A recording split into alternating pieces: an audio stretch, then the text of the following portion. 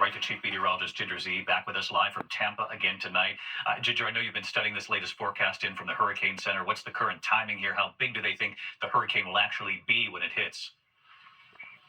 It looks like landfall, David, will be in about 18 hours from now. So it's late Wednesday night through early Thursday morning as a Category 3 hurricane.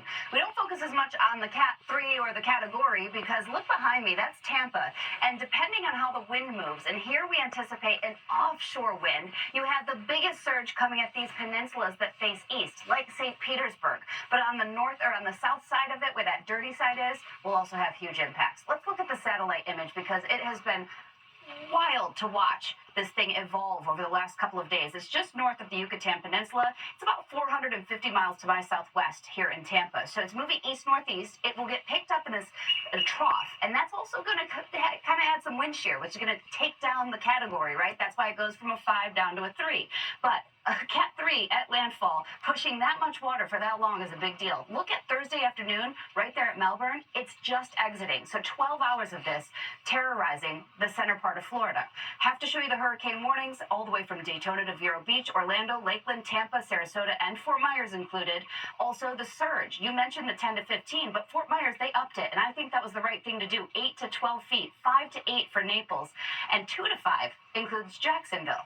Now, we want to show you quickly the timing. We've got this short-term model showing a 115 mile per hour wind speed, David, at St. Pete Beach at 11 p.m. tomorrow night. I think we're going to see a lot of wind damage, and also up to 18 inches of rain could cause inland flash flooding. Well, let's hope that wind shear knocks this down that Ginger, as you've taught us along the way. Don't be fooled. Category 5, Category 3, it still does an enormous amount of damage. Ginger Zee back with us tonight. I'll see you right there in Florida, Ginger, tomorrow night. Tonight with Hurricane Milton now fast approaching, just days after Hurricane Helene, of course, slammed into the U.S. Former President Trump targeting FEMA again today, just as millions try to recover from this. Vice President Kamala Harris blasting Trump for spreading dangerous misinformation. And what she said about this today. Here's Rachel Scott. Tonight, with Florida bracing for a monster storm, as Georgia and North Carolina reel from the effects of the last one, Vice President Kamala Harris blasting Donald Trump for spreading falsehoods about FEMA, which has been on the ground for days. Harris appearing today on ABC's The View. What do you think the effect of these lies are, and why is he doing this? It's profound, and it is the height of irresponsibility and, frankly, callousness. Mm-hmm. I fear that he really lacks empathy on a very basic level to care about the suffering of other people and then understand the role of a leader is not to beat people down, it's to lift people up. Absolutely. Especially in a time of crisis. But today, Trump again talking about FEMA. They said that there was just no FEMA. You virtually don't see anybody from FEMA. But our team has been on the ground in the storm zone for days, personally witnessing the efforts of FEMA and the National Guard. Homeowners who have told us FEMA has been there to help them. Today, President Biden accusing Trump of misleading people and creating panic. That's going to sound, use an old phrase, it's un-American. It really is. People are scared to death. People know their lives are at stake. All that they've worked for, all that they own, all that they value.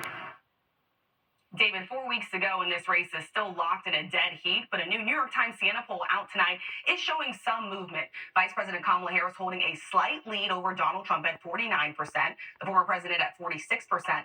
Also notable tonight, it's the first time this poll has shown more voters view Harris as the candidate representing change, 46% to 44% for Donald Trump, David. Rachel Scott, always good to have you in person here at the desk. Thanks, Rachel. We're also following this breaking news from the Justice Department at this hour. They said late today that they have thwarted an alleged terror plot targeting Election Day right here in the U.S. Let's get right to our Chief Justice Correspondent, Pierre Thomas. Pierre, what have you learned?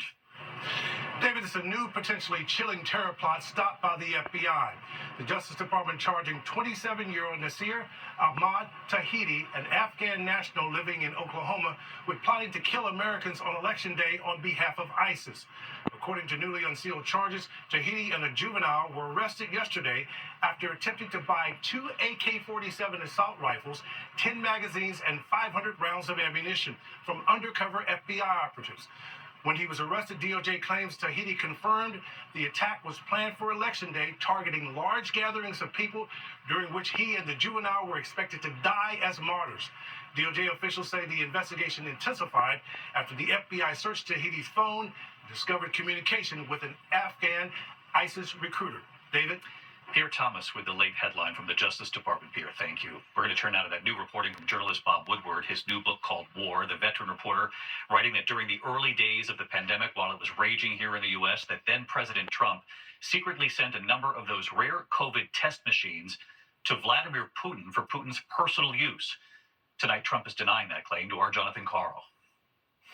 As the COVID pandemic was raging and the government could not produce enough tests for the American people, then President Donald Trump secretly sent rare COVID test machines to Russia, to Vladimir Putin, for the dictator's personal use. That's according to Bob Woodward in a soon-to-be-published book called War. Woodward writes that Putin told Trump to keep it a secret, saying, quote, "I don't want you to tell anybody because people will get mad at you, not me." Kamala Harris seized on Woodward's new reporting today, talking about it in an interview with Howard Stern. Everybody was scrambling to get these kits, the tests, the COVID test kits. Couldn't get him. Couldn't get them. Right. Couldn't get them anywhere. Right.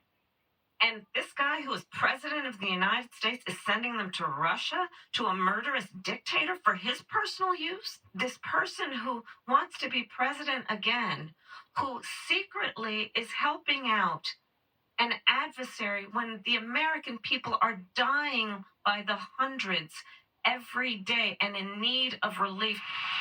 Trump often boasts about his close relationship with Putin. I got along very well with Putin. I spoke to him a lot. Didn't they say how nice I was to Russia? No, I wasn't nice, but we got along. We had a good relationship, which is a good thing, not a bad thing. Woodward also reports that Trump has had, quote, multiple phone calls with Putin since he left the White House, including at least one call earlier this year.